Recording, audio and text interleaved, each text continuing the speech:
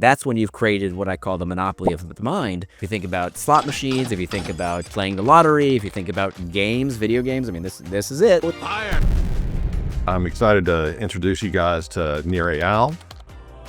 Tell me about your theories. Sure, yeah. Here we go again. The book is based around this 4 parts of what I call the hooked model. The hooked model is essentially a design experience to connect the user's problem with your product with enough frequency to form a habit. First step is the trigger phase, the external trigger. Anything in your outside environment that tells you what to do next. What you do next is the second step of the hook. It's called the action phase. The action phase is defined as the simplest behavior done in anticipation of a reward. Thanks. Open an app, scroll a feed, push a play button. These very simple actions done in anticipation of an immediate reward.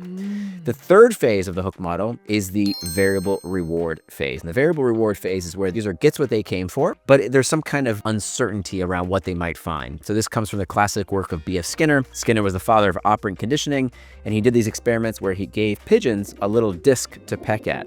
And every time they pecked at the disc, they would get a little reward, a little food pellet. Sometimes the pigeon would peck at the disc and a reward would come out. The next time the pigeon would peck at the disc, nothing would happen, no reward. When the schedule of reinforcement was a variable schedule, so sometimes something happened, sometimes it didn't, the pigeon became much more engaged. And we are all, of course, the pigeons in the story. If you think about slot machines, if you think about playing the lottery, if you think about games, video games, I mean, this is it. Because we want to know what's new, right? The first 3 letters of news, N-E-W, it's what's new, what's different, what's variable, what's uncertain, what's mysterious.